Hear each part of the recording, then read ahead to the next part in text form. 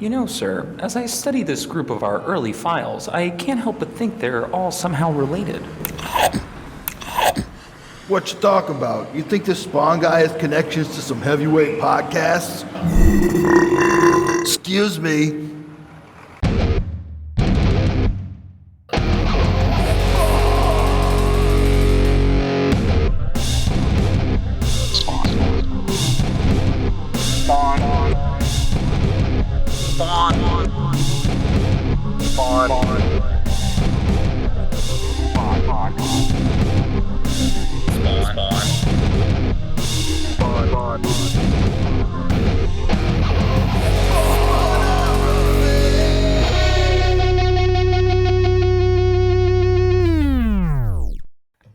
Welcome back to another episode of Spawnography. I'm your host, Pierce Leiden, pronouns they, them, here with George Marston, they, them, or she, her. great sound effects. What a by the way. lady what a lady I am. Thank you. Yeah, I just decided to really go for it there and get into some big Foley work, you know. Yeah. No, Usually that's your call, but it's funny. Maybe I don't know if I'll leave it in or if I find a good sound effect. You know, I didn't really even think of that. Listeners, before we talked, like I always ask, we talk about what we're going to do for that little intro. And this has, you know, Sam eating. He's eating a lot. And there's like a lot of stuff. So I wasn't going to put it on George to have to do that. But well, also, I don't know if anybody wants to just hear someone belch right at the start of the beginning of the episode. So, yeah, I mean, I try to do the best job I can, like even cutting out us breathing. So I can only imagine. I'm sure I make it hard. I sound like an old pit bull a lot of the time. Thankfully, you tend to be easy to edit out. So with the funniest thing is that your chair is really noisy. Yeah, it is. It's not even an old chair. It comes up on every episode. I cut out like if I'm speaking, I'll just cut out a minute of your chair just trying to chime in. It's great. Sometimes I have to leave it in because it happens while you're talking. So anyway. I can't. Listeners, it's not an old chair. It's very new. A little behind the scenes for everybody. Yeah. Just a little peek into the background behind the scenes of Spawnography right now. Yeah. How was your weekend? You know, pretty good. I went on Friday. I had a nice time. I went to a little movie night with some friends. Watched Cuckoo, which is pretty good. I saw all but like the last 10 minutes. I left early. I have to catch up on that and finish it. It's the Hunter Schafer movie, right? Yes. Pretty good, and she's really good in it. I left early because I was going to meet another group of friends for I know, right? For a haunted trail thing, Zombie Farms here where I live in Athens, Georgia. It's like a very DIY haunted house, haunted trail thing. It's very fun and kitschy and creepy in places and exactly what you want from that sort of thing. And I have a little tradition with a group of friends that we go every year. So it was pretty awesome. nice. And then Saturday I watched the movie The Unbinding with my partner, which is a pretty interesting documentary. If you've ever heard of or seen, or listeners, if you've ever heard of or seen the show Hellier, it has 2 seasons. It's like a paranormal documentary, very interesting. The movie The Unbinding, also very good. And then last night I played D&D. So hell yeah. I had a full weekend of like social stuff, which is very rare for me. What about you, old chum? How's your? It was a good friend from college's wedding. So okay. I headed upstate, went to a wedding. Have to do it again this coming weekend. With different people are getting married. They're not having 2 weddings, but they are also my friends from college. Who I guess and you just have groups of friends, much like your weekend, where they don't really communicate with each other. So like your plans kind of can get stacked in weird ways. Right. So I have back-to-back wedding weekends. It's a big wedding year for you, bud. 3 weddings. It's almost over. I have only one wedding left. I only have 2 races left. I only have a few weeks of hockey left. My kids won without me, which was nice. Wow. They won 4-1. But now we have 2. Hey. But like that's the thing, that we have 2 games next weekend, so I'm missing two more games. Hate it. Hate it. Hate missing hockey. But especially because we're tied for first. So Oh wow. Look yeah, at that. The Sharks, right? yeah, we are the Sharks. Hell So yeah. we got 2 issues to cover today. We only did one in the last one. Angela returned, which was cool. And so did Spawn's old face. Yeah. We got a final page splash of Spawn's face being back. Although, and I'll say this up top, kind of not his old face, kind of a new version of his face. Greg Yeah, because he's Capullo, still got the Spawn eyes. yeah. So it kind of hits in the middle. Let me get into the credits, and then we can actually dive into this. Sound good? Yeah, we'll talk about that, and we'll talk about old Greggy Capullo. Cool. So this is Spawn number 63. Todd McFarlane Image Comics presents Identity. Dedicated to Steve Spaz Williams, who worked on the Spawn movie. If that name sounds familiar, it's because remember those 3 kids that were in the alleyway listening to Violator? Yeah, He was one of them. from the ILM group or whatever. Yep, 100%. And also, we are very much in like July, August 1997 right now. So, like, the Spawn movie is imminent. It would have been my 14th birthday. Amazing. I do think that this arc is also a little bit of like, oh my God, new people are going to be reading this book. So let's give them something that might make them want to keep reading. But Which again, is we'll get into ironic, it. and we'll get into that. Story by Todd McFarlane, pencils by Greg Capullo, inks by Todd McFarlane and Chance Wolfe, copy editor and lettering by Tom Warzikowski, colors by Brian Haberlin and Dan Kemp, art direction and design by Brent Ash. Or Ashy, I'm not sure. Ashe. Play Ash. Yeah. So we open with the surprised face of one of the night people. We are picking up literally seconds after the last issue, which is a little bit rare for Spawn. Yeah, and if you're looking in the compendium, the pages are right back to back, so it just reads right on through. There's that splash at the end of the last one of Spawn's face of Al's face with the Spawn eyes. It says it's back, and then this one opens up with him saying "Holy crap!" And this is the night person who was talking about baseball, and Spawn was just hanging out, being like, "Yeah, that's great. Love what you're saying." One thing, so we get this kind of we don't get another splash of Al's face here. We do see him like looking into a puddle, crouched over a puddle, looking at himself.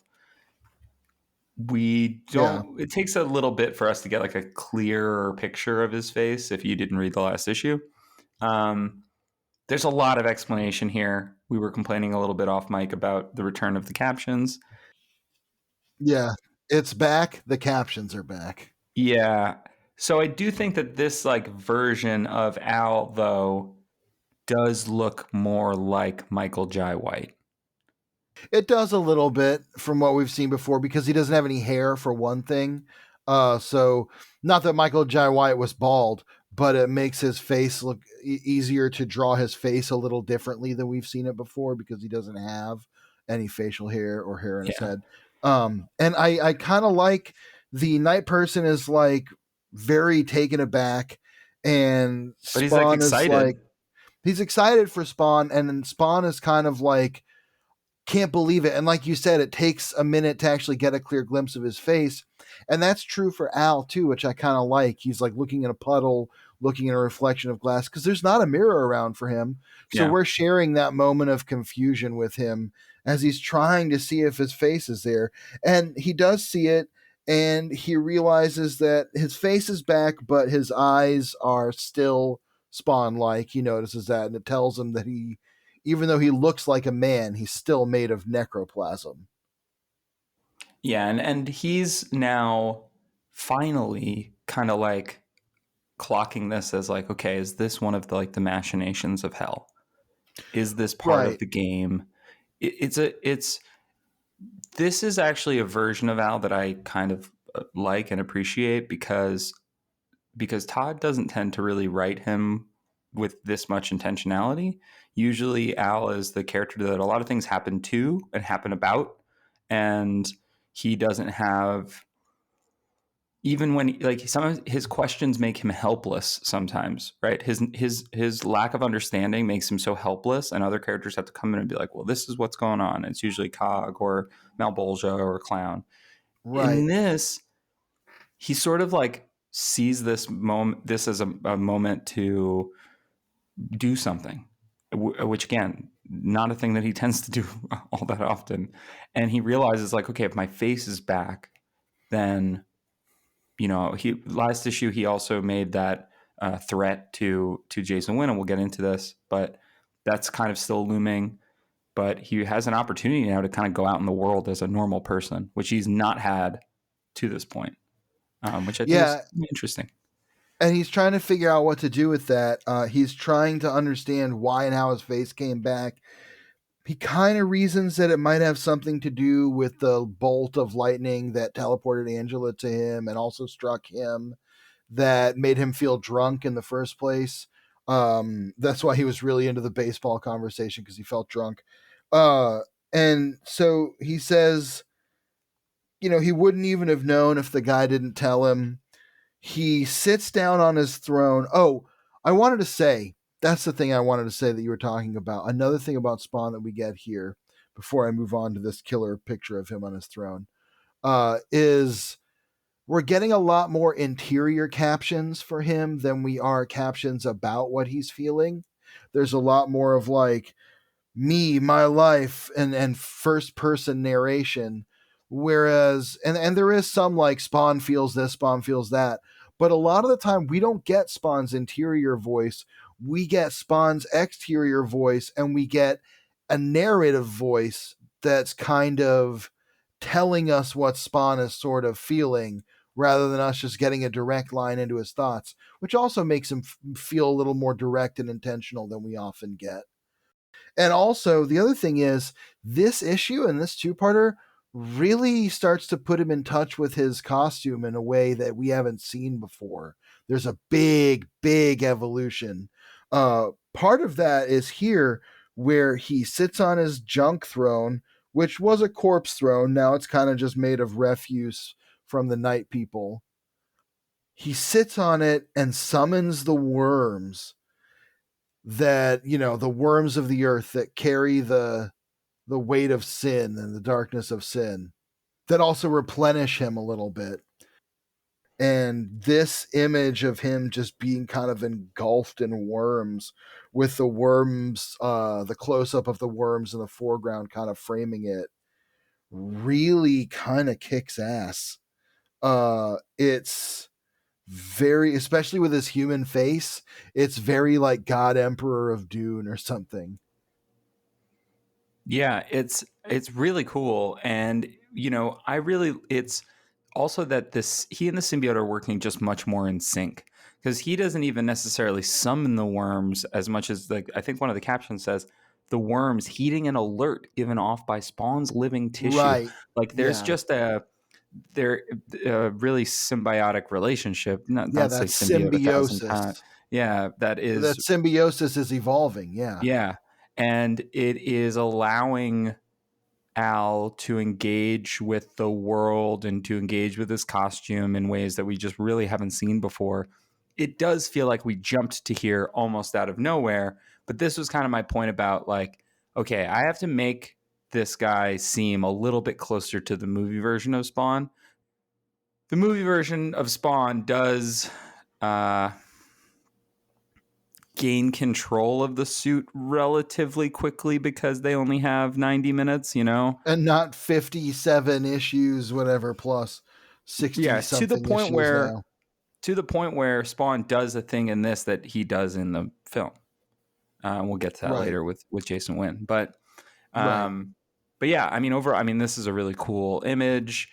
I do like that Greg doesn't really have to just try to do the version of Al that Todd had done previously. He gets to kind of do his own spin on it, which is cool. The one Um, thing I don't love about this page is the beige part of the background. If that was more dramatic, this would look super fucking Kind of wish perfect. it was just black. Yeah, if that was all just black, it kind of looks like it was supposed to be. If you look at it, it looks like that was all spotted black that just wasn't colored in Yeah, by Todd or whoever inked it, and that may have been because it would have looked too bold or wouldn't have looked bold enough. But it would. I would like to see that. I agree.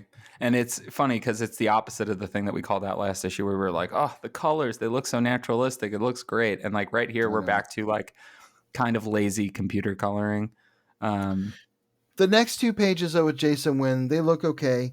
I wish they were a little more moody. Everything I wish was just a little more like artistic instead of straightforward when it's rendering with the colors. But nonetheless, these don't look too bad. Jason Wynn is consulting with his security experts because, as we remember, Spawn encountered Jason Wynn, basically threatened his life.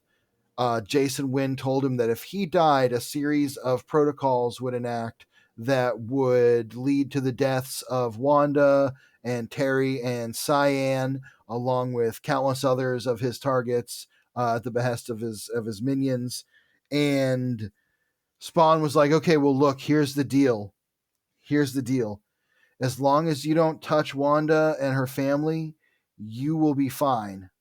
And to prove to you that I can take you out anytime I want, no matter what, and that you will never be safe from me, I'm coming to your office tomorrow night, and there's nothing you can do to stop me." It's a great moment for Al getting to confront Jason Wynn so directly. It's kind of a great moment for us as readers just because we get to see him again be very intentional about what he wants finally, right? For him to sort of have these demands. Actually taking some charge, yeah, of Yeah, his it's awesome. destiny and his fate. The thing is, we know because of Jessica Priest and what's going on with her that he's a little misguided in where he's putting his anger. That's something that Cog is trying to warn him about. Cog will try to warn him again about going after Jason Wynn for a different reason. But this scene basically is Jason setting up the defenses against Spawn. All told, there are about 400 troops from the CIA, from police, FBI, and SWAT are all positioned as needed. And there's additional surveillance. Basically, the place is turned into a fortress in advance of Spawn's visit. Jason Wynn, though, he's nervous. And we know this because he's not chomping on a big old stogie as he usually does. He's not puffing on a cigar.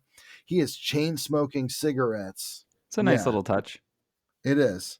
I do like, while I don't overall love the colors and I don't love the layouts on these pages, I do like the pops of red against the blacks to sort of, in a way, because Jason Wynn works for Clown and Clown works for Malbolgia, there's like a hell connection there that, I don't, it's not Right.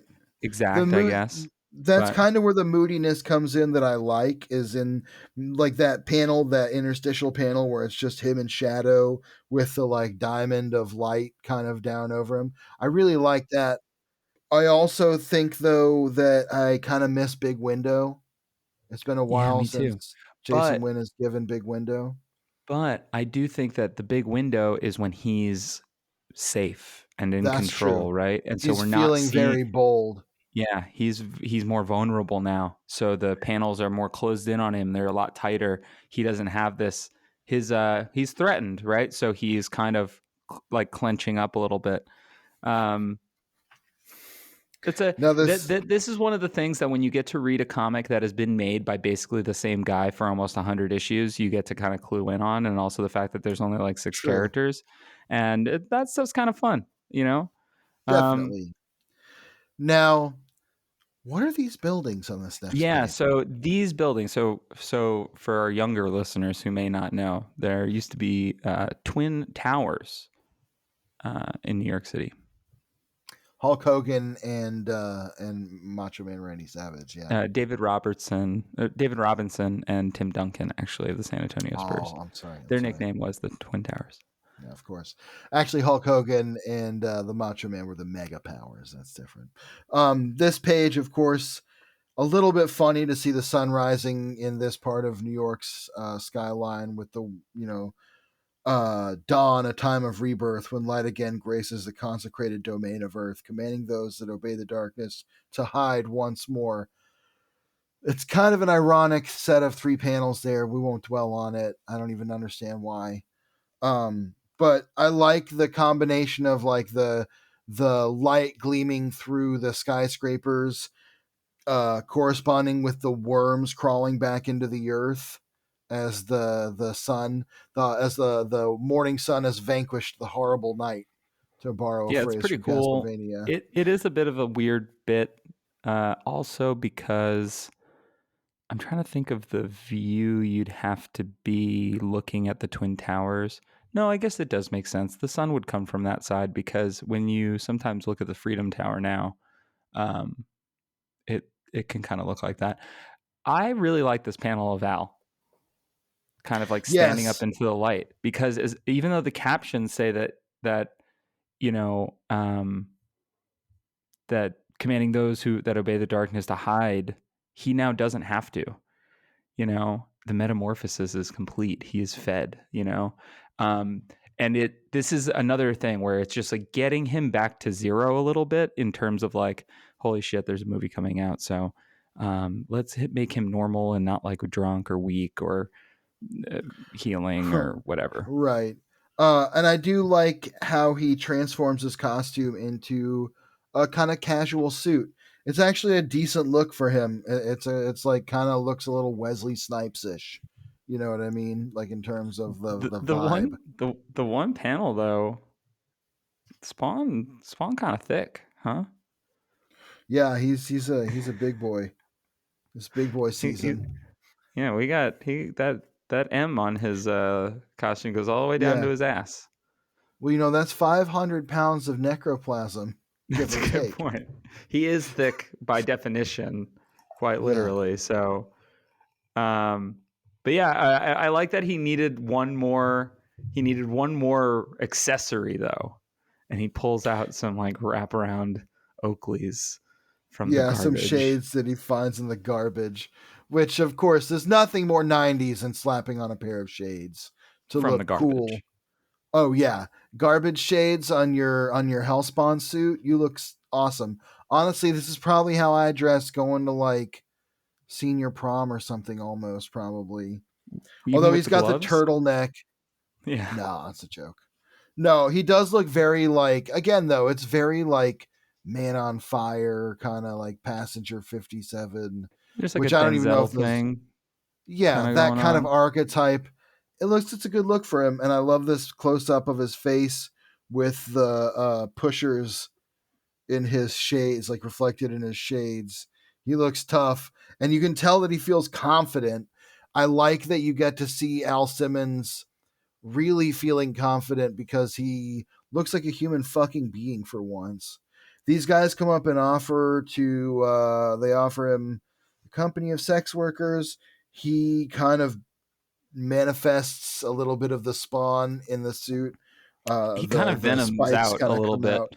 Yeah, a little bit. Yeah, and you see his eyes glow from behind the shades. So I'm not in the mood. What about you? And they all run away. He's just strutting his stuff, basically. You can tell by the way he uses walk. Delete that. Triple it, quadruple it, octuple it. I have a question for you. Do you think that in a way this approach might have been a better way to open the series rather than have a man basically wake up and find out that he is a disfigured demon who is not human? Wouldn't it almost be better for a guy to wake up and not realize that he's a hellspawn and then like lose his humanity over the course of that first issue or two because of Clown's machinations? Because I mean, that is essentially what has to happen. That happens here a little bit because of, again, the movie. I'm going to stop saying that now, but like Todd kind of does get a redo at an origin here He almost. does, and we go all the way back to the early days of Spawn in multiple ways. We Yeah. pick up some plot points from way back in issue 5. What is that, 58 issues ago?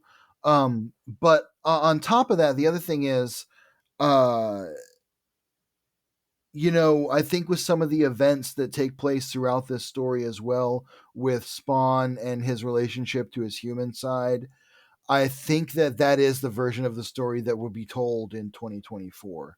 You know what I mean? Or even Yeah. maybe later than even in the 2000s.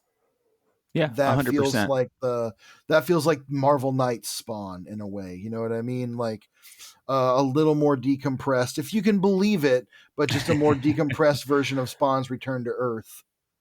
Yeah, exactly. And maybe just a little bit. I think it makes it a little bit more palatable for those who maybe are interacting with Spawn for the first time. They have to spend more time with Al, right? Because they don't know who he is. So to have him just be Right. like a demon the whole time, it doesn't really work in the same way. Marvel Knights Spawn is kind of funny because Marvel Knights is a book that I do think, or as a line, is something that I do think in a way, I know that it's playing off more of Blade, but Spawn has to be part of the calculus there, you know, Yeah, I which think is so. which is kind of interesting. So we get a catch up with Sam and Twitch, and here's where some of this old shit. These guys are always bringing up old shit. They start talking about their files, and Twitch notices as he's going through his files connections that are kind of leading him back towards who he doesn't know yet is Jason Wynn, but also towards Spawn. And he's kind of wondering, Sam brings up, so listen, here's what I don't get. Why did Spawn leave Billy Kincaid in our offices? And that's Yeah, actually a good question that we've never had answered fully. We know from a meta standpoint that it's because they're the two good cops that he would continue feeding information to, but he right, didn't really know them yet at that point. So there's a question there. I mean, I think they had some kind of like, they hadn't had any interactions. right. Yeah, it was too early. They hadn't had any at all. It seemed kind of random, if anything. One thing I don't really like here is that this scene starts out with Twitch being like, I was looking through our old files, and then like maybe there's some correlation. And then the more Sam talks, Twitch just goes, I don't know, probably just random though, right? Things can just happen randomly. Maybe this guy just does things randomly. And so I was like, Twitch, were you finding a correlation between these things, or do you think they are just random? Or is it Right. that Well, I as think your somewhat buffoonish partner starts to interrogate these things, you go, no, no, no, no, no, they're definitely yeah, random. I think it's trying to split the difference between like there's something connecting all this stuff higher up and Spawn himself acts randomly. And I think Twitch is trying to square that circle of like Spawn acts I do think it's funny that he says assuredly like who knows why those people do what they do. They think they're better than us. Uh, this is where, okay, if you remember, we did that whole episode on Suture. This is where the Yep. one mention of her Yeah. comes One in, mention of suture. where they're like, well, it's probably like Suture. It gives them a sense of power, I guess. So Sam and Twitch set out to track Spawn down, spurred on by the heads up from someone in the department that Sam is still friendly with about the fact that Spawn is still suspected of having kidnapped Cyan. We know that was Right. Clown and that Spawn returned Cyan, but the police and Wanda, not Terry, because he hasn't revealed his connection to Spawn, still think that Spawn was involved in Cyan's kidnapping. Yeah. That is also what is sort of leading them on a weird, like, well, if he kidnapped a kid, did he bump off Kincaid to like open up what does Right. Sam say? To Open open up up the the field on playground? kitties. Yeah, open up the playground. Oy, oy, Blah. oy. Gross. But Yeah, but yeah, that's they're trying to figure out why he's doing what he's doing. Um but they're going back to Billy Kincaid, and that's going to be the big connection that's drawn between Spawn and Sam and Twitch for a little while now. Speaking of Wanda, Cyan, and Terry, we get a little scene here where none other than Al Simmons, with his face restored, shows up at their house while Wanda's sunbathing and Terry is playing catch with Cyan. he walks up and Terry's like, "Oh my god, your fucking face is back, dude. What's going on?" And he's like, he says, "I thought you couldn't regenerate your flesh, that your scars were permanent." Al says, "So did I, but every time I think I've got to handle my powers, something new happens. I didn't do this. It just happened on its own last night. I came here to let you see for yourself and let you know how things are gonna go down." I love this part. He says, "I'm having a meeting of the minds with Wynn tonight. Either he backs away from you and Wanda or I burn his building to the ground." But basically, what he goes on to lay out is, unfortunately, we have a bigger problem. I'm coming back for Wanda, letting her know I'm alive. I'm going to do everything within my means to be with my wife again. And I like Terry's response is, "Yeah, she's my wife too." Listen, guys, if you can't handle Polly, especially kitchen table style, Well, it's just about communication. That's really what it's that's what about. it is. And Communication, Terry is boundaries. communicating that Wanda's his wife as well. Yeah. And Al is setting a boundary that he's coming for her. And Al, Wanda has no idea. yeah, she's Wanda just doesn't. Wanda doesn't know she's in a throuple. no, not at all. She doesn't understand that she's Al Simmons' greatest prize in his life. Which, that's not great. But one thing I like about this scene, just a little thing I want to note. I like that we've seen Cyan do a little growing up over the course of the story. It's not been long in Spawn's world, maybe a year or something at this point, It's hard but to say. Yeah, it's hard to say. But we have seen Cyan grow up a little bit, become more of a toddler than a baby. She does a little more talking and running around. I just like I that like they're that Terry makes fun of remembering. her for being bad at sports. Yeah, well, she is. She's you got to start early. If you want her to be in the dodgeball catch championships. But I just like that they are taking time to note that passage of time. You know what I Yeah, mean? for sure. I like the Arthur Fist panel, the Yes. Arthur Fist meme panel Yes. of Terry as Al walks away. The thing that is frustrating here is like not even, well, I guess it was like 10 issues ago. Like 10 issues ago, we were really happy that Terry and Al were friends. Well, We Al were, can't get over the fact that someone else is with my wife, that's true. He's a which, real Borat. I mean, he can't get through it. God, only the second Borat reference in however many episodes. Thank God. Um, I did the one in the first episode and vowed to never do it again, and then you broke the Here we streak. are. Here we are. But I I like that Terry says, "Well, she's my wife too. So if you think I'm just gonna roll over and die, think again." Which, like, kind of a mean thing to say to Al of all people. Kind of pointed. And Al Also, goes, the "Then way we've that it's just become lettered, enemies." it almost like roll over, die, and again are all kind of bolded. So it almost looks like if you read it too fast, which I did the first time, I read, "If you think I'm going to roll over and die again, think again." And I was like, I guess he did almost die, except for Al saving him. So, Yeah. And he says, Al says, "Well, then we've just become enemies, I guess." Which I like as he walks away with his great. big ass suit. That suit gets bigger in every panel that it's in. It's at this point, it looks like he's about to go host Family Feud in it. We've definitely complimented Greg for knowing how to draw some fashions. And actually, like, Terry looks normal.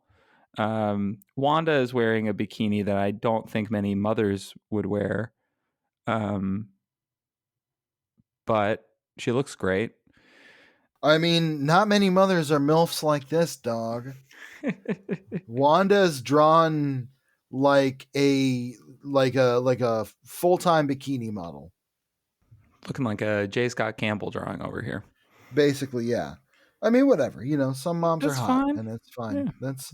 You know what? If she didn't have a sick bod, Al wouldn't want her anymore. You It's know what I'm probably saying? true.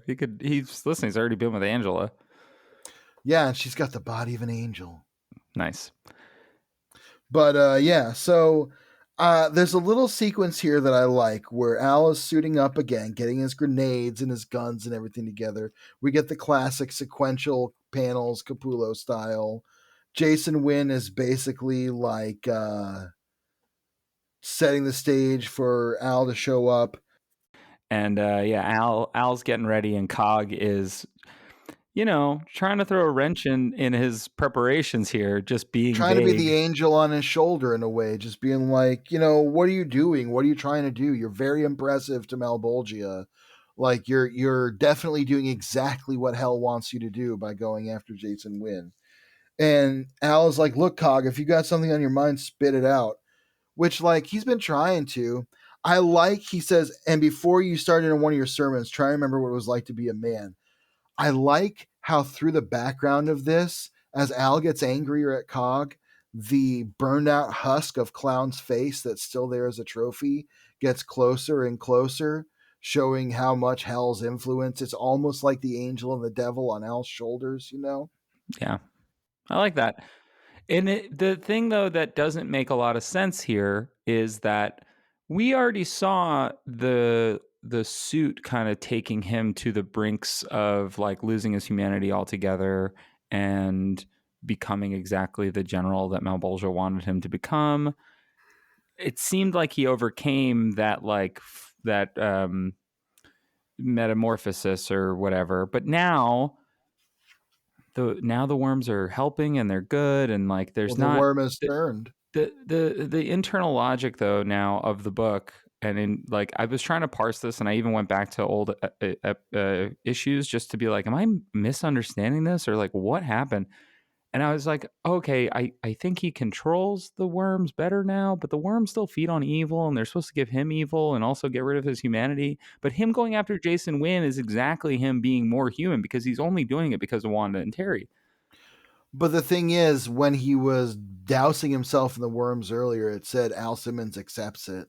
Like he just Yeah. does it.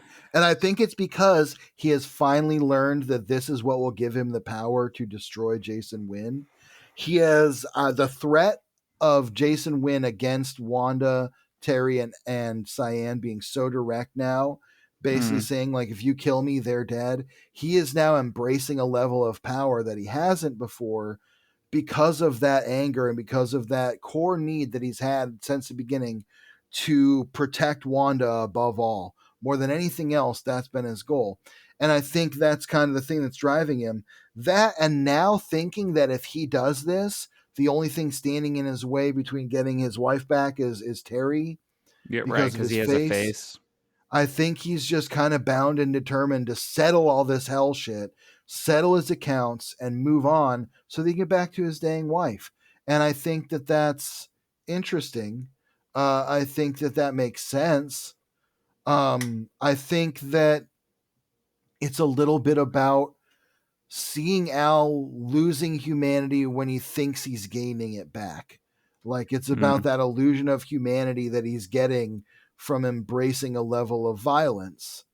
And we've seen him do that before, but this time it's for all the marbles because like he's got a face now, so he wants to right. be as powerful as possible. Now that also, what I just said, leaves some questions going into the confrontation with Jason Wynn and what happens as a result, but we'll get there. I like that he's basically telling Cog here, nut up or shut up, dude.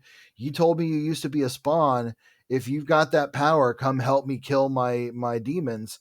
And Cog is like, look, He's if also you kind of daring him, like, if you want to stop me, then stop me. yeah, But if you can't, get the fuck out of my way. And yeah, this is yeah. again a version of like nut up or shut up is correct, but this is a version of Al that I like. I like this kind of self assured. I guess in a way, it's a little bit more of like a Bruce Wayne-y, Batman-y Spawn, right? He has a very specific goal, and he's going after it right now. That's true. Having a very specific goal is something that's rare for Al Simmons, at least for more than a few moments, at least for more Right. than an issue at a time. I think also, though, he says, that's not why I need to stop Win. I need to stop Win so I can concentrate on what's important. And Cog is basically like, don't even worry about Win. Win doesn't care, doesn't even know you're alive. And if you don't fuck with him, you just set the score that Wanda, Cyan, and Terry will be fine as long as you're not messing with them. He's basically telling him, go be with Wanda. If you want to go have this moment with your wife that you have dreamed of with your human face, go have that instead of feeding your vengeance. Have your Yeah. bliss instead of your anger. And But he does he warn says, him also you that, know, hell wants you to keep killing. They need that. You're playing their game. right. But he does also warn him that, like, your identity has been given back. Just don't be so sure it'll last forever. Yeah. And that's kind of at the heart of this urging to not go after Wynn and maybe settle his accounts, his personal accounts, before he does something that Cog understands, and I think that we understand as readers. Maybe it's not super clear unless you're doing what we're doing and like reading this all the way through. And I think if you're a new reader, and so this is my counterpoint to the new reader thing being this being a good place for people to jump on, and maybe it's not, is that we know about the inevitability of Al's fate. He will never not be Spawn.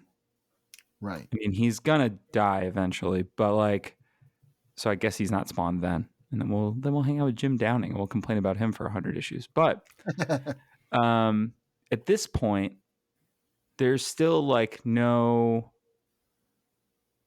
If you're a new reader, you don't really understand that he can't go back and that he's on this like toboggan slide to hell no matter what. I love that, the panel where he's loading up his guns here and he's got his human face. He still has that The devilish, like teeth. gritted teeth. Yeah. And you can see that the devil is still in him. His face is even shaped like the skull there. The symbolism is just like, if you don't leave this behind, you will forever be Spawn.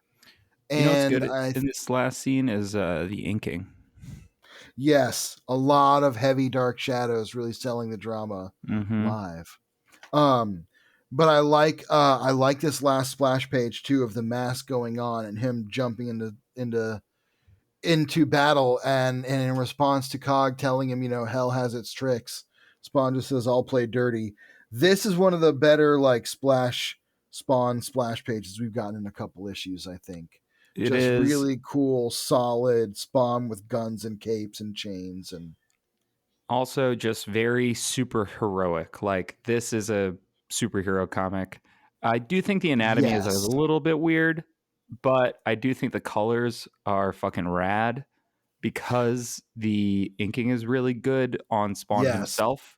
So it's great. I I do think I think just like the way everything works together. And yeah. weird anatomy is not like a stranger to Spawn. Yeah, that's fine. Also, though, I will say that I don't love the lettering. Yeah, it's a little straightforward.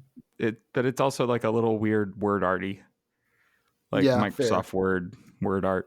So I don't know, but overall, solid. Yeah, And good that'll splash lead us. page to end the issue on. Yeah, and that'll lead us to Spawn number 64. Todd McFarlane and Image Comics presents Checkmate, dedicated to the memory of Mary Dunanko, who I looked up and was a lady who died in her early 80s in 1997. Must be someone. She's from Edmonton, and I think this is going to be. I couldn't find anything else about her, but considering that Todd ends up being a minority owner in the Edmonton Oilers later in his life, I don't know. He's Canadian. I feel like Canadians all know each other, She right? might just be related to someone to Todd or something like that. She's just someone who Todd wanted to honor. That's all there is to it. The credits are exactly the same. The big difference, though, is previously it was always Inks Todd McFarlane, and then in a smaller size font, Chance Wolf. Now it is Inks Chance Wolf, and then a same size font, Todd McFarlane. Interesting that he's putting Chance Wolf first. But I think it's because Chance probably does more of the inking this time around. Yeah. And I will say, Todd, I think, probably had less time. It comes through in the script most of all. A lot of this reads very sloppy, a lot of typos, a lot of like, sloppy is just a word I have for it. Yeah, because Chance Wolf gets that higher billing, I'm now starting to recognize his inking a bit more specifically. I think he's a pretty good inker. I think Yeah, for the I most, think he is doing a lot of those heavy blacks. he's doing a lot of that. He's doing some of the like some more of like the splatter kind of stuff that we were talking about with like whiteout Mm-hmm. almost. That is, I think, really exciting and adds really great texture. Uh, and even this first panel, we get another superhero pose with all the guns and all the chains. Um, Spawn I, leaping into action. yeah, sick. And also, he's so high up. Well, and here it spells out exactly what we just said. Yeah, he sure is. He went from the alley to like the fucking moon in one leap. But it says now, for the first time in a while, there's a distinct purpose to his actions, a plan set into play by a seemingly random bolt of energy that mysteriously restored his human features. So I think that just says what we were just talking about. It codifies why he is so driven now. Absolutely. We're going to get this. I love this close up on his eyes. I love him flipping off of this water tower and kind of flipping into the foreground. I love the inking on these buildings.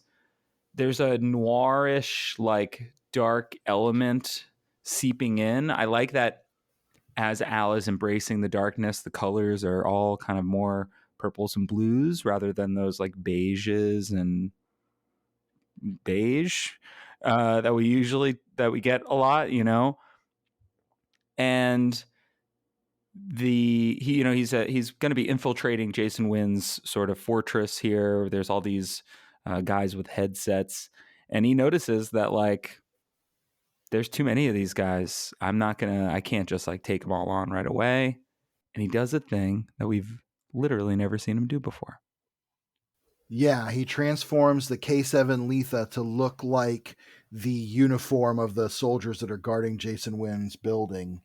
The panel of him transforming looks awesome. Sick. I So love the sick. colors, love the inking, love the pencils. Everything about that panel rules so hard. One of my favorite panels in the whole issue. A transformation like that is really tough because it's like, what do you draw? But I think Capullo kind of nails it. I like his sort of like his face melding into like the helmet, his claws kind of like melding into this armor. It's really cool. Yeah. Yeah, it's really sick. And then he does such a good job that they hand him a headset or no, sorry, infrared goggles because he didn't Yeah, they have. tell him to fall in line. Yeah.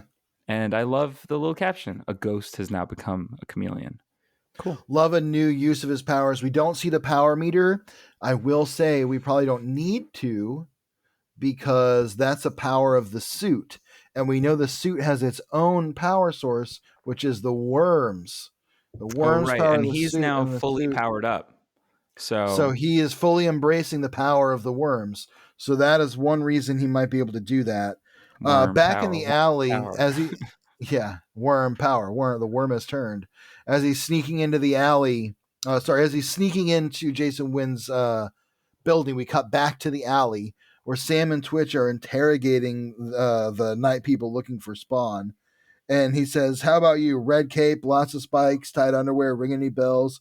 And this guy says, "Well, I think Irene the Dominatrix is who you're describing," which I think is very funny. The But craziest thing about that panel is the tiny little head at the bottom of it.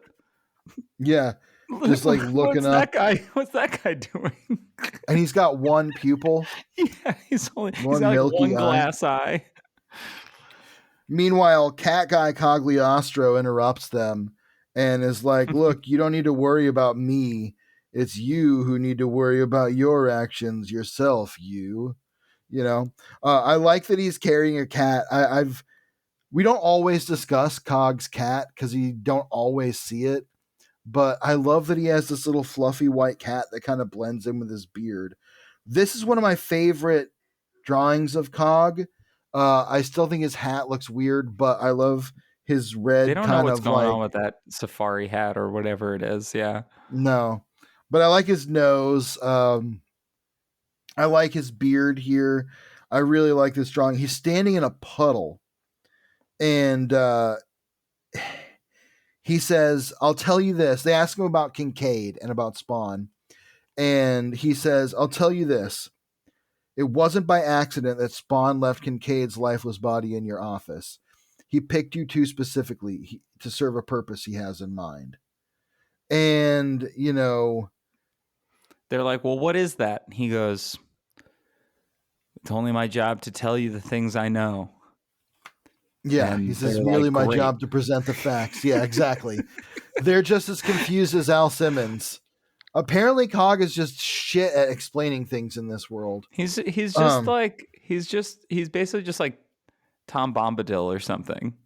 Yeah. Like he's just like telling them things that like are technically true, but without any context. So they're just like, all right, I don't know what you Okay. want me to do with that.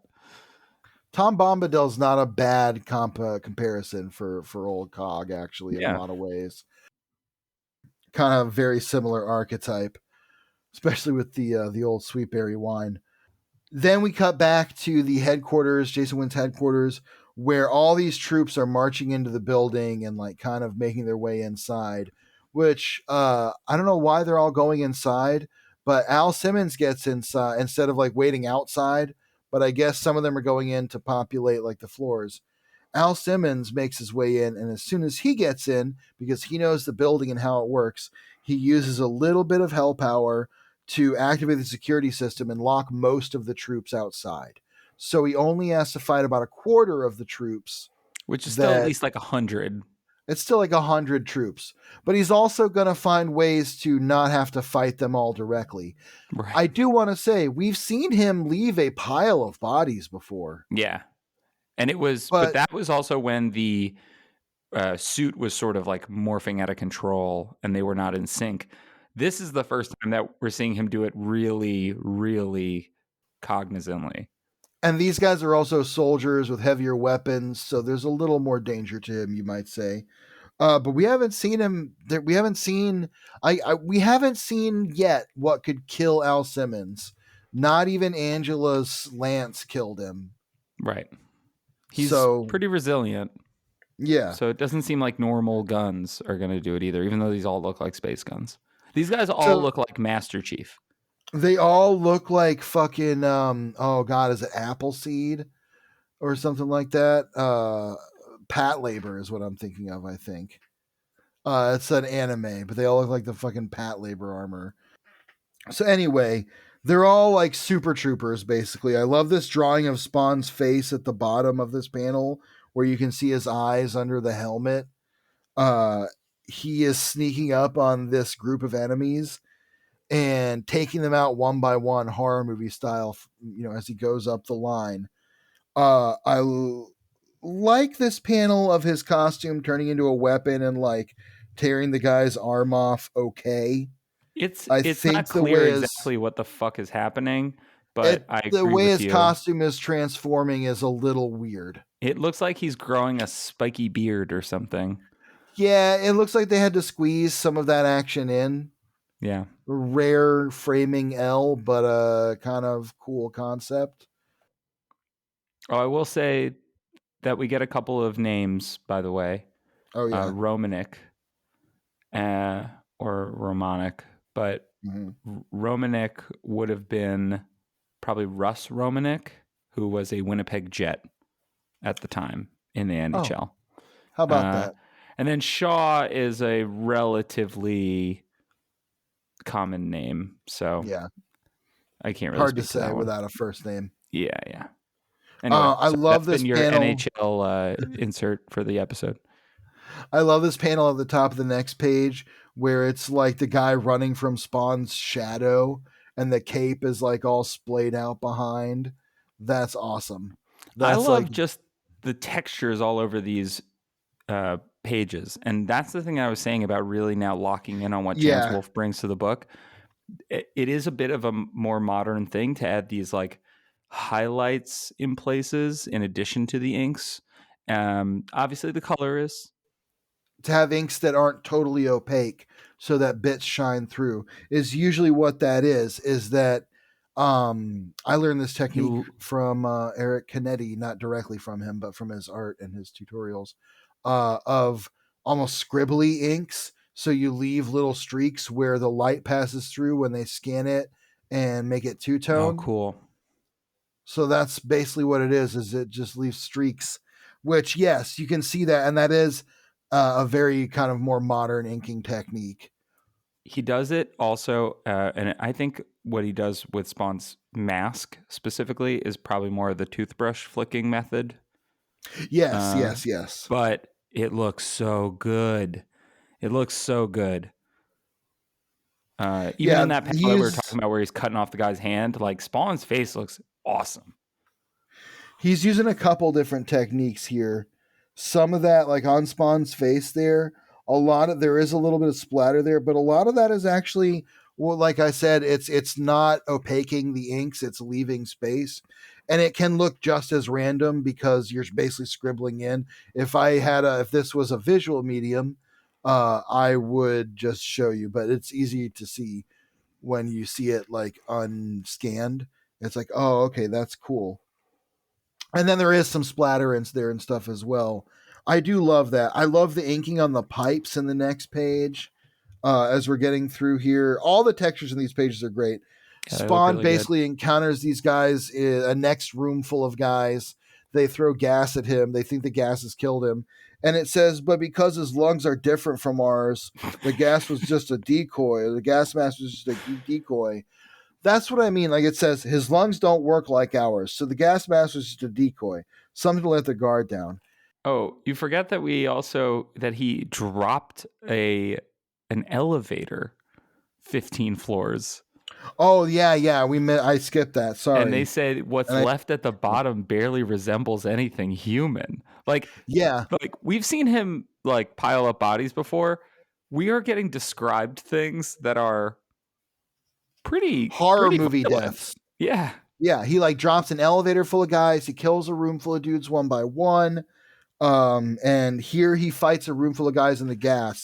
I want to say this panel, where it's the downward view through the pipes of the guys walking Oh, through it's the so cool. gas. So cool. So good. Some of that texture that you're talking about, Incredible. so hard. It looks Incredible. awesome. It actually that whole page actually even makes the soldiers look cooler because it blacks out their face for the most part, except for a little bit on the mouth They look more mask, ominous. and they look like they kind of look like stormtroopers, but they also kind of look like Scorpion and Sub-Zero or Cyrax rather and Sector from Yeah, the cyber from ninjas from Mortal the Cyber Kombat Ninjas 3. from Mortal Kombat, which again pretty relevant to the time that this this comes out. So he springs up from the inside of the cloud of gas. He kind of plays dead and then kills these guys. And then shortly afterwards, the entire building blacks out, and we get this inset panel of Jason Wynn still chain smoking. Like, what now? And they lose radio contact. This page of Spawn here, where he's running and it's mostly shadows. So That sick. panel looks so dope. We get a great one big boot moment. They're kind of seeing him, catching glimpses of him. They think they corner him, but when they go around the corner, they don't find him. And then suddenly the floor comes to life beneath them in this huge, So like, cool. weight shadow from his cape. So dope. And it's like the cape is like swallowing them up as they're like blasting at it. That's such an awesome panel. I love that we actually get to see him do some of this shit right now. This is such like Alien, but if it was from the aliens' perspective, This is like what you want from Spawn, which is like if Batman Yeah. had the Venom symbiote. You know Yeah. what I mean? Yeah, Like that's kind of what it is. I think I said off mic, but it's like the Raid, like one Yeah. guy building a guise fucking Mm-hmm. just destroying some guys. I need to watch that. I need to watch Oh, that again. It's a great movie. the raid slams. It's so fucking cool. My brother refuses So, to watch it with me, oh, and I'm why? mad at him. I don't know, That's because he's weird about stuff. Like when I recommend it, he'll be like, "Is it good?" And I'll be like, "If I don't recommend this to you, or if we don't watch it, what we're gonna do is what we always do, and we're gonna watch Daredevil 2003, ugh. and then we're gonna get too drunk, and we're gonna keep watching Marvel movies that are not very good, because that's what we cannot agree on a good movie to watch. So you just However, watch the bad movies. we will quickly agree on a bad movie to watch. Much Relatable. much to the fury of people who walk in on what we're doing, because they also know that like once that train's left the station, like there's no like, no, let's put something good on. It's like, nah, you're gonna sit down and watch fucking Fantastic Four 2 Rise of the Silver Surfer with us. Oh man. Hey, it's Wow. better than the Josh Trank Fantastic Four. That's true. That You know, in a movie's weird way, those Fantastic Four movies are okay. they have a slight charm. We'll leave it at that. Yeah. Back into the world of comics, I really love this page of Spawn apparating from the shadows So cool. into Jason Wynn's office. I love everything about it. I love the 3 inset panels of Jason Wynn kind of noticing and like the closer up, like getting closer and closer on his face as Spawn kind of creeps into the background. Also love the way the lettering and the layout of the captions draws you in with the suspense, because they get, closer and closer to Jason Wynn in that kind of sequential order. You know, we were saying that it felt like Todd had less time. Maybe that shows through some of the writing, but like this is great. Blending This now page with the rules. shadows that drape the enormous opulent room. The time has now come for Hell's Grim Reaper to manifest itself. Spawn allows just the slightest hiss to emanate from his uniform. Though nervous, Jason Wynn stands motionless as the icy hand of death draws near. He refuses to acknowledge Spawn's presence. His heart's pounding intensifies until it feels like it's about to burst. And Spawn just says, "It's Judgment Day." I like it. Cool. I like it a lot. It's a great panel and it's a great page. The thing that this leaves me to ask though, and I've been waiting to get to this from word go here, is why did Spawn not just teleport right into his room? Not just right appear right in front of him. I think, maybe he wanted to make a show of violence and show like he could take out his guys It's a and that display of like, power. but also I think it's a different type of display of power to be like, I don't even have to think about your henchmen. They You're mean right. nothing to me. I do think that this is what Cog was kind of talking about, though, right? Don't give in to your vengeance here. You're just doing what Malbolgia wants you to do. You're just going to kill a bunch of dudes. Now, and the other thing, too, is Spawn is arguably killing innocents here. Well, I know.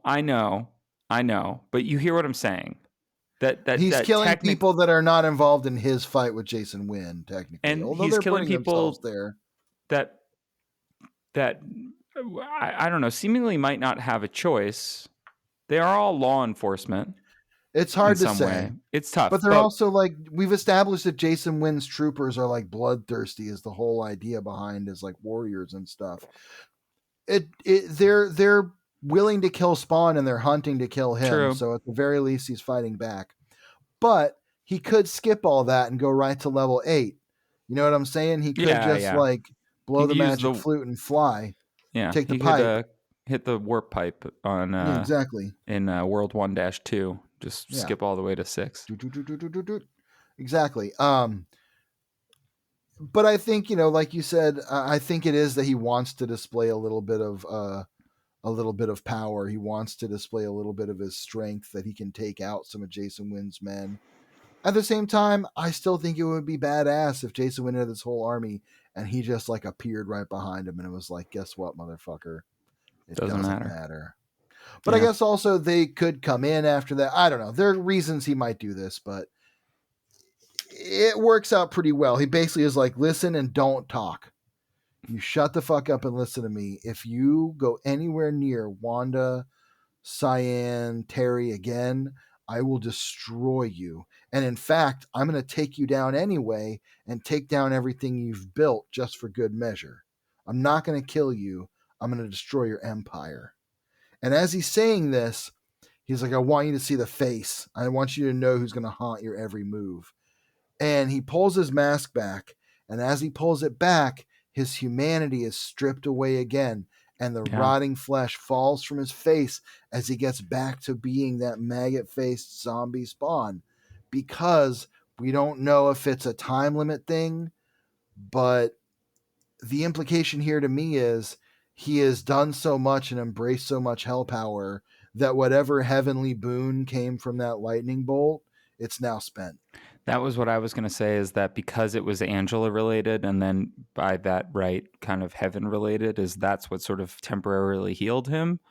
And that he may now have succumbed to too much evil to really be able to get back there again.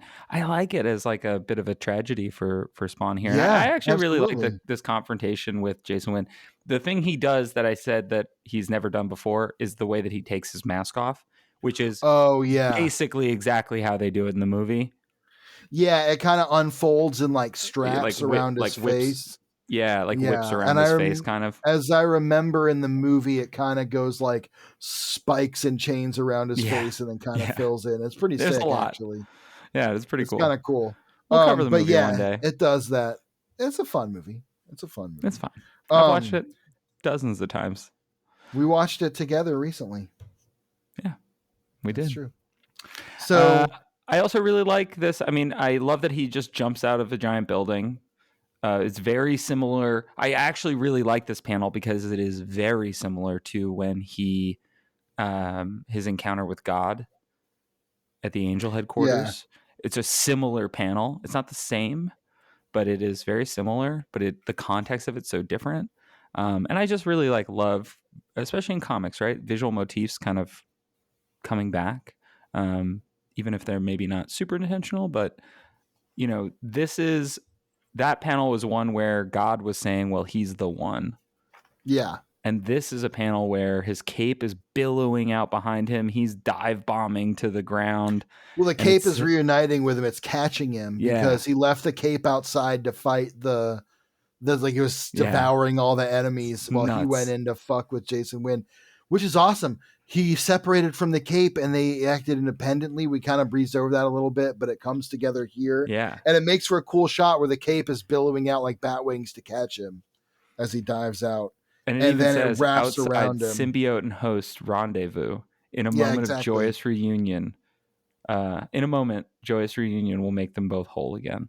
Like, he's so powerful at this moment that they were able to separate, act separately, and come back together. And he technically he is a little worse for wear because he doesn't have a face, or he won't have a face again soon. But not than he was before when he started being a Hellspawn. He is at this point he is like ascending as a Hellspawn. He is becoming a fully equipped, fully bonded Hellspawn. And I think that Cog doesn't want that, but Al is kind of relishing in it.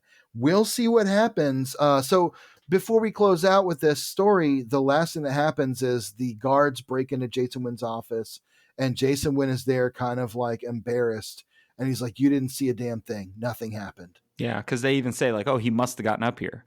And Jason Wynn's like, no, he didn't. Yeah, I haven't seen a thing. Not a damn thing is what he says. Yeah, as Spawn kind of flaps and chains into the night. Yeah. So, yeah, pretty interesting. But we'll see what happens as a result of Spawn's rendezvous with his old face. There's my old creaky chair again, Halloween sound effects edition. I kind of like these two issues. I think that they do encapsulate a lot about Spawn in a really short amount of time. We get some really fun action in a way that we haven't really seen in a while. We get to see an Al that has a lot more, who feels like a lot more of a character in his own story than just somebody who happens to be there. I think that Todd gets to indulge some of his worse habits where he's like, I have to check in with every character, but here it felt pretty relevant, even if the Sam and Twitch stuff doesn't feel totally relevant yet. I don't know. Overall, Uh, pretty solid. I think it's one of the better versions of this story that we've gotten yet. And we've gotten Al has a conversation with Cog and Terry and then suits up and confronts Jason Wynn a couple times now.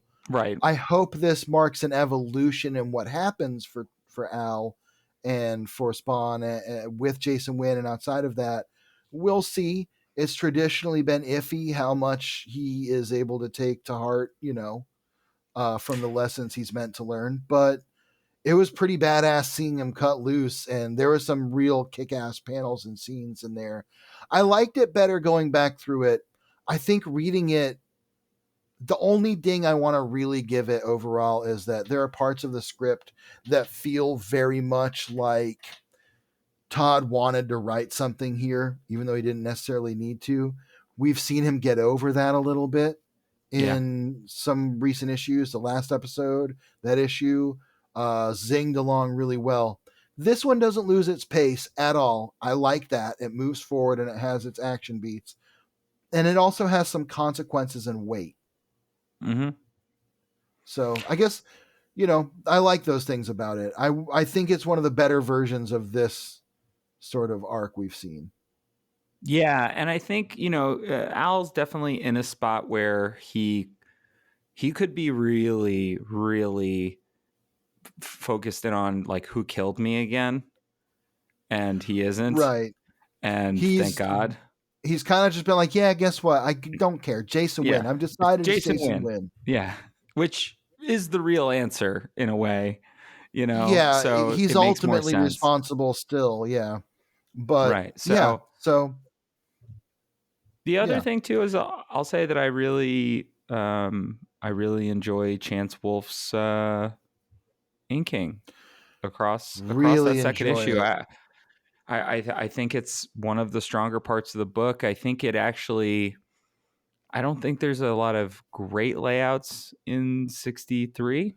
I think some of them are like a little wonky because there's a lot of captioning and there's a lot of stuff that's got to get put in there. Capullo sometimes, I think he can tend to, for the most part, lay out around Todd and give him space to just do his monologues of narration as he wants them to. But then it feels like the script was saying, yeah, but this little thing happens, or like this happens, or like this is what's going on. So I'm going to write you a paragraph, but also there's 8 panels on this page. So figure it out. And I don't know, maybe Capullo kind of fell victim to that a little bit, where he was like, fuck, I guess it'll be this. Because they're not his best. In some ways, it felt like in certain parts of that second issue, in particular, through some of the action scenes, it felt like a very Stan Lee-esque script. By which I mean, a lot of Stan Lee's scripting is him describing what happens between the two panels that you're seeing unnecessarily. It'll be like a switch flips and gas flies out, and then another guy. And it's like, well, I can see what happened. You just added a secret third step between panels. And we can talk about why that is on the Stan Lee podcast, whatever that happens. Never. But Righto. Excelsior. Oh my God. Is Stan Lee here? Face front, true believers. Anyway. I wish that we had gotten a Stan Lee writes one issue of Spawn. Remember when he did Stan Lee like redesigns? Just imagine Stan Lee creates the DC universe. Yeah. Have you ever read any of those? Some of them are books. They are bonkers. It's because Stan Lee didn't really write much ever. Most of the stories. Do you mean to say that Stan Lee stood on the shoulders of giants with a megaphone? Because I believe that's true.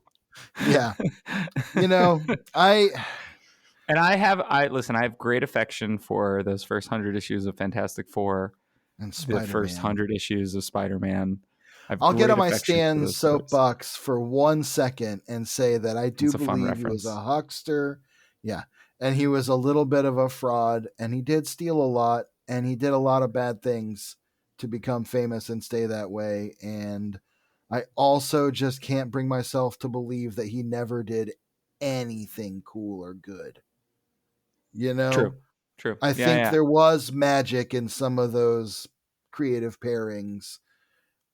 I also think he did write extra shit for no reason. I don't think that Ditko and Kirby would have stuck with him for as long as they did if they didn't think there was something, because especially Kirby, well, actually, really both of them, they've fucking written their own comic. You know what I mean? Like they at some point they had to just.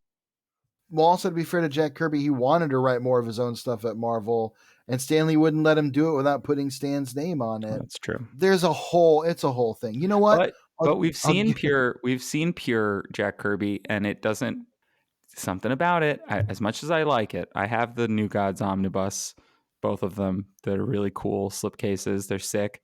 The art's incredible. You know what though? There's something to that collab, because it doesn't hit the same.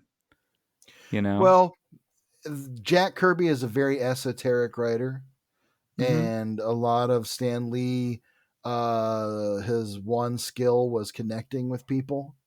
Yeah. So I think that there is really something to him using his voice to connect those esoteric ideas to an audience, much like Todd trying to connect these esoteric ideas to things, in his own way, to circle it back to Spawn, because this is spawnography and not Stanlography. Stanlography. Yeah. Um, but yeah, I don't know. That's my Stan soapbox for a minute now, and we'll get back to the Spawn universe. But yeah, I mean, I think we just summed up final thoughts in a way. Yeah, definitely. I think this is kind of the one of the better versions of this arc, and it feels a little more monumental because there's actually a consequence to Al now, Mm-hmm. and there's something once again pulling Spawn and Sam and Twitch back together. Yeah. And now putting him again at odds with a different character, right? He's now at odds with Terry, even though he's kind of protecting Terry, but he's only protecting Terry so that he can get to Wanda. Can he really get to Wanda? Like, there's a lot of, kind of balls being juggled here that are really fun. And it's exactly that. They feel consequential compared to what we've seen from Spawn before, which is great. It feels more like visiting subplots than just checking in on characters in 100%. a lot of ways, and I like that. So, Yeah, it feels like there's a definite A plot, B plot, C plot. yeah, A plot Jason Wynn stuff, B plot Terry Fitzgerald Wanda stuff, C plot Sam and Twitch. So yeah, cool. I don't really have anything else to say. Next episode we're going to cover Spawn 65 and 66, and then we'll cover some other stuff as we always do. yeah. So what's your recommendation for listeners this week, George? My recommendation this week, I've been doing I've been recording a lot of music this week of different types, and one thing that I've really been working on across all of it is drums. I don't have a set of drums, but I do have like a program, and I can play them with my hands. And I'm not very good at it, but I've been Most learning people and play trying to drums with get their more. hands. Well, you know what I'm saying, I like don't get it. yeah, like a drum pad thing. Yeah. I've never been very good at it, but I've been trying and learning more, and I think it's coming along really well, and I'm really happy with that. So I think what I want, I often give these kind of philosophical recommendations. I think this time it will be to try something you feel like you're not good at, but you want to do. Be it drawing or writing something, making music, pick up a guitar, whatever it is, try something that you think you're bad at. Give yourself the freedom to suck at it and just have a little bit of a good time with that and see what it gets you. You might find yourself surprised with how much fun you can have when you decide to let yourself suck.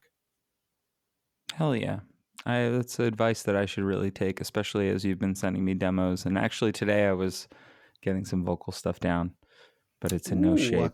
It's in no shape to show you yet. Well, it's But fun to start though. yeah. Well, I'm getting there. We'll get there. My recommendation is that it is the end of October as we are recording this. It won't be probably till December that this comes out, but it means it's kind of chillier season. When it gets cold, there's definitely certain music that I kind of gravitate more towards. Yeah, whatever. I added an extra word. What am I, Stanley? Excelsior. Excelsior. And they just played here in New York, so I'm going to say the first American football record.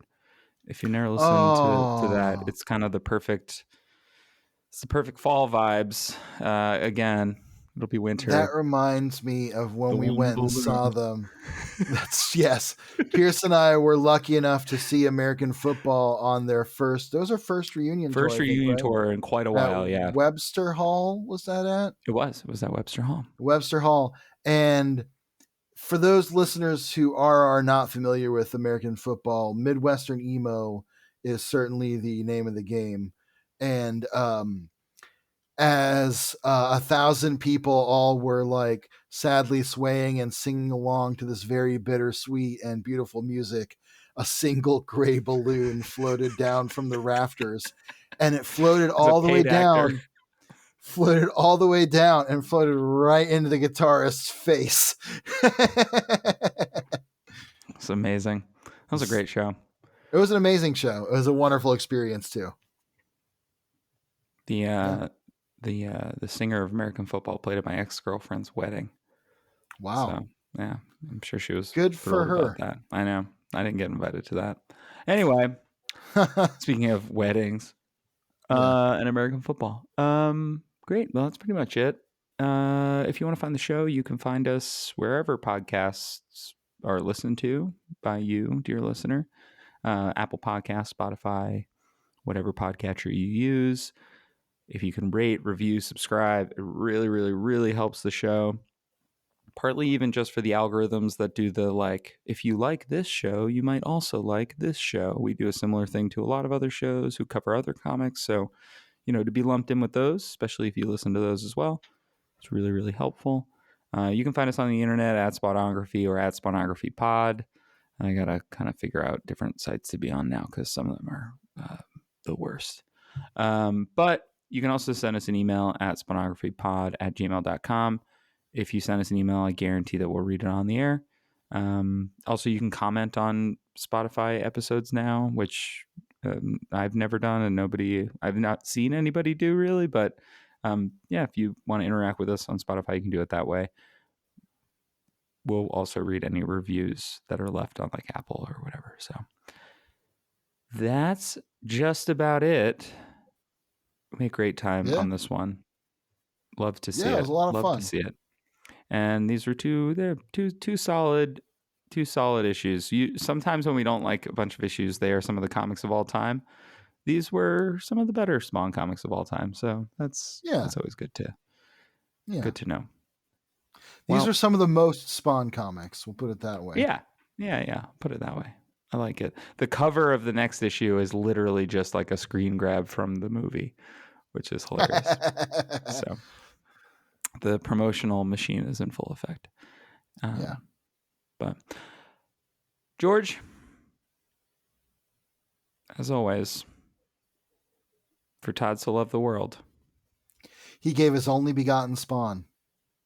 See you later, Hellspawn. Spawnography!